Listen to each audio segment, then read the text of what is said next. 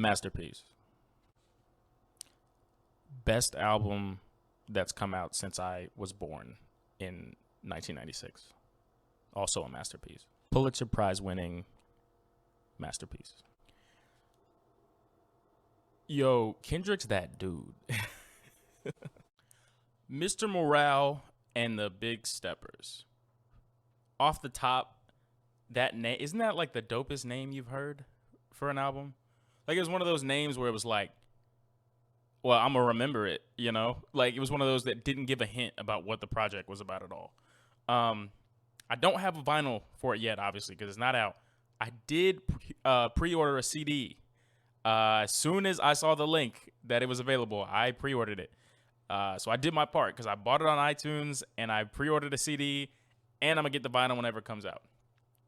So I initially made this video a few days ago, and basically something happened. I'm having to redo it, but I'm glad I'm redoing it now because now it's been a full week since the project came out. It's been a full Friday to Friday, and I feel like I know more about the album now because I'm gonna be real. I have not stopped listening to this album, and I first listened, I thought, I don't know how replayable this is.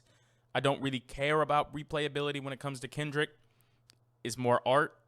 But I was like, I'm not sure how much I'm going to play this. And then proceeded to play it nonstop for the next week, humming a different song each day, having a new craving to listen to a new song.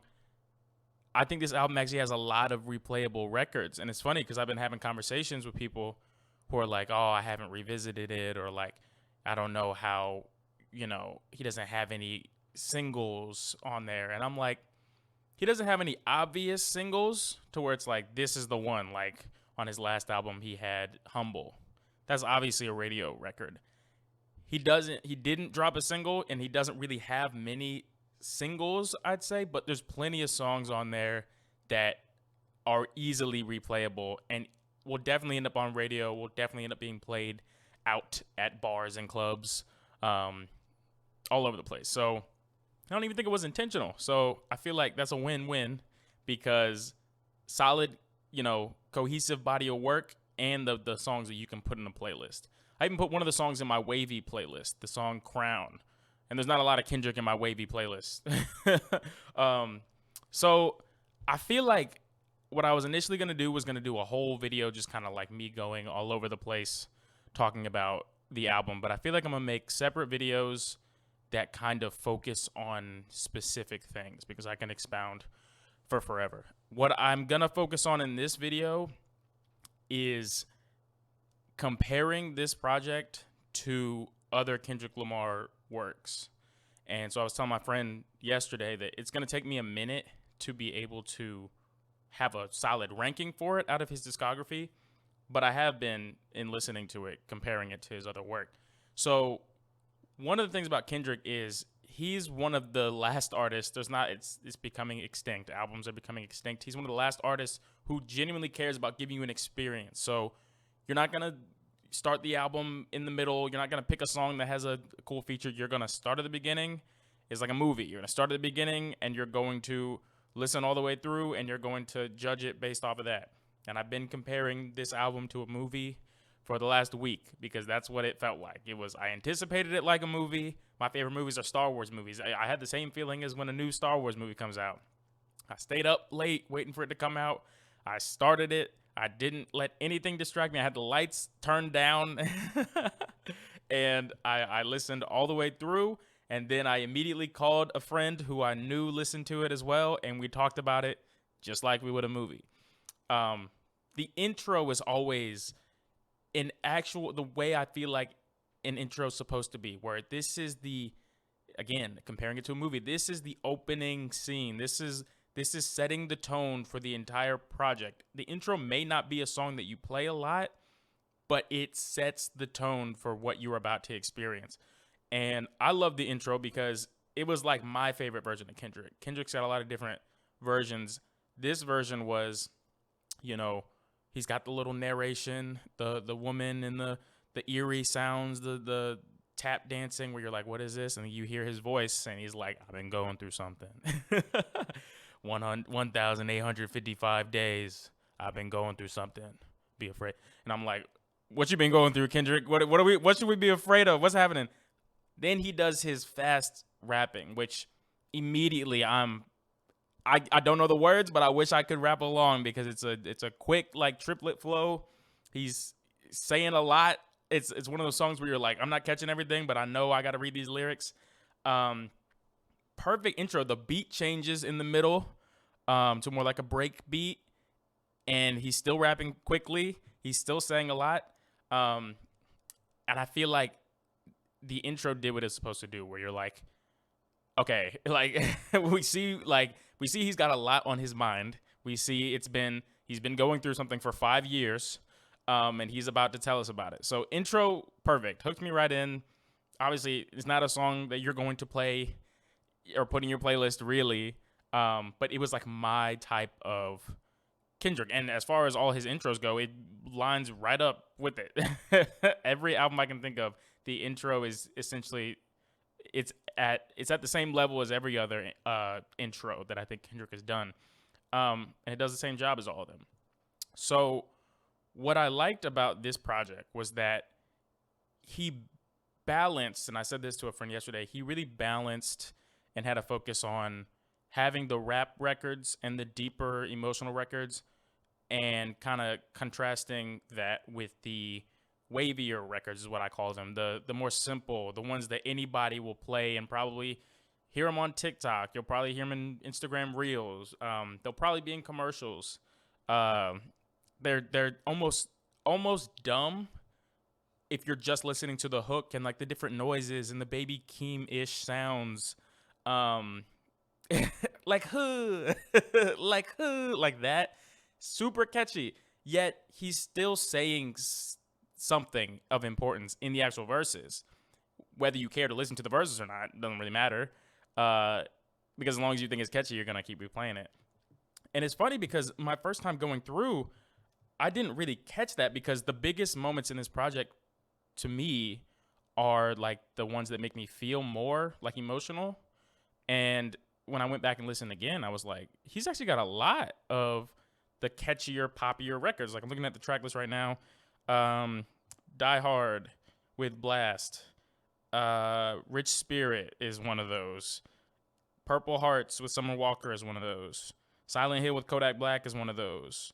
There's another one. I think Mr. Morale maybe. But there's like at least like a third to a half of the records are like those catchier. This is kind of a mental break where I'm not having to think a ton if I don't want to. And I think that's important, because To Pimp a Butterfly is probably the only project of his that doesn't do the best job of balancing, because he didn't care about balancing. He was like, I'm just going to talk to you the whole time. I don't really care. Now for y'all, I'll give y'all Humble and All Right, which All Right wasn't even supposed to really be a single like that. But they ended up being catchy and repetitive enough to where it's like, okay, we're not having to decipher what you're saying. And we don't need to learn a lesson from this. This is just something I can play on repeat. Other than that, most of To Pimp a Butterfly is musical, very jazzy. Not a lot of records you're going to put on a playlist. It is my favorite album ever, and I don't even play it that much. I treat it like a movie, yet again, where I decide I want to watch that movie. I want to watch To Pimp a Butterfly, and I'll put it. I have the CD, I have the vinyl. Start at the beginning, all the way through, get to the end, take what I take from it, put it back, and maybe don't listen to it for another 6 months. But every time I listen to it, I'm like, I remember why this is so great to me. I remember why this is amazing. That's the only album that he didn't really focus on, and it's one of his more controversial albums, to where it's my favorite. I think it's his best. Some people hate it. Some people are like, this is too preachy. He doesn't have any catchy records. There's nothing replayable. To me, I don't value replayability in the same way as other people. This album, I was afraid, because 4 songs in, it was a lot of not super replayable records. The Kendrick I like, but not the Kendrick a lot of other people like. So I was terrified, because I was like, oh, they're gonna kill him. They're gonna say, this is so far left that I couldn't get through it. This is a 5. This is his worst. And then he hits us with track 5, which is Father Time. And that's one of those ones that balances the hook, which is at Sampha, I really hope I'm saying that right because I'm a fan. Catchy hook, super deep meaning in the hook, super deep lyrics, super emotional track, but a track that if you don't really care to really listen to what he's actually saying, it's just a catchy, it's a dope Kendrick record. Like, it's actually I think it's one of his best records. And he's like 5 albums in, and it's already like, this is like a top 20 Kendrick record in my opinion. So I was like, and even right now, like, Apple Music has the star next to it, which means most people are listening to this song out of all the ones on here. So I was like, okay, thank you, Kendrick. Not for my sake, not that I needed this, but I know, I know that some people, if 5 tracks in, it was a bunch of songs that they couldn't replay or really vibe to, no catchy hook, they're gonna be like, I don't know if this is something I can do. The dope thing about this was his first double disc. And I think it's interesting that it's confirmed now, he's flipped. So it's Mr. Morale and the Big Steppers, but the first album you listen to is Big Steppers. Last album is Mr. Morale. Just in line with all the rest of his projects, storytelling, both in individual songs and as an album as a whole, is spectacular.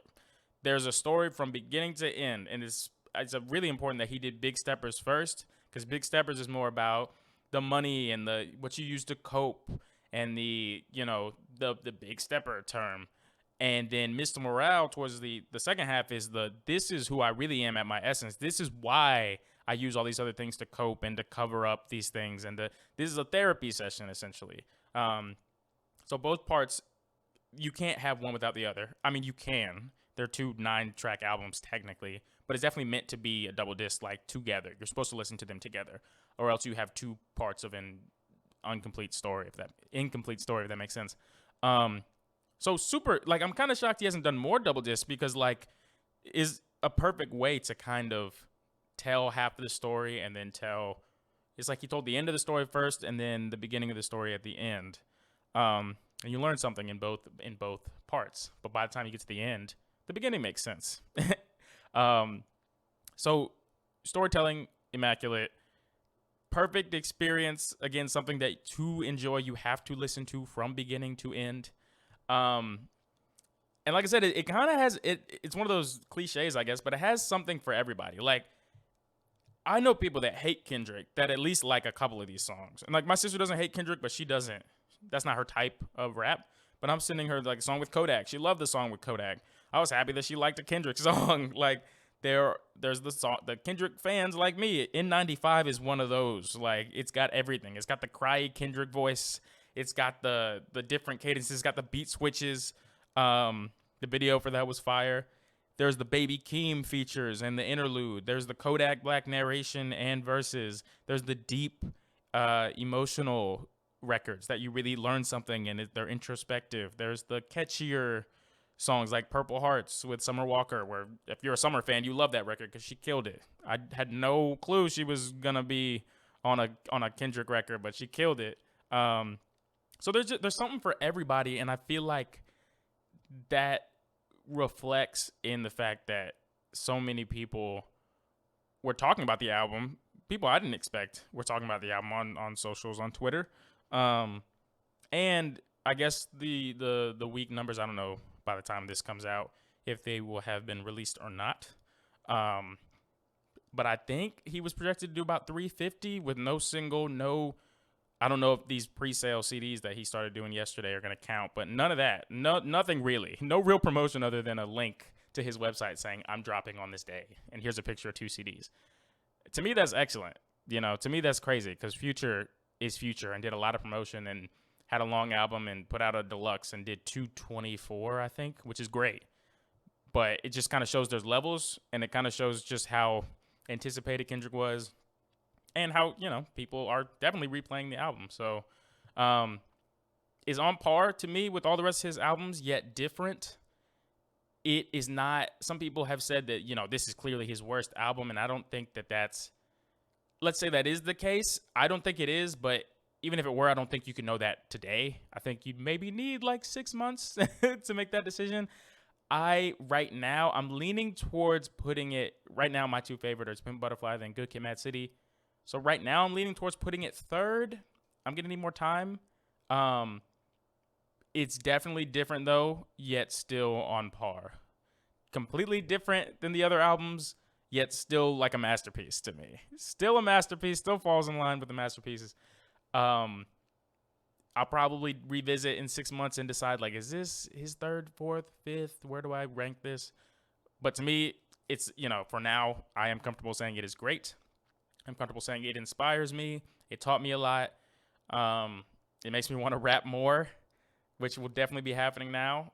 I don't know if I'm gonna do a remix on one of the tracks. I feel like that kind of ruins the tracks for me because then I can just think of my version. But I'm definitely gonna keep replaying this album. I cannot wait for the CD to come, and there will probably be a couple more videos on this album. This was supposed to be me just comparing it to his other projects and contrasting. I know I kind of went off on tangents. That's kind of how I do. But I'm definitely going to have more to say about this project. I love it. Shouts out Kendrick.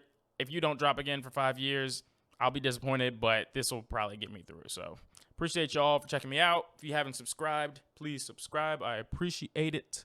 And yeah, peace.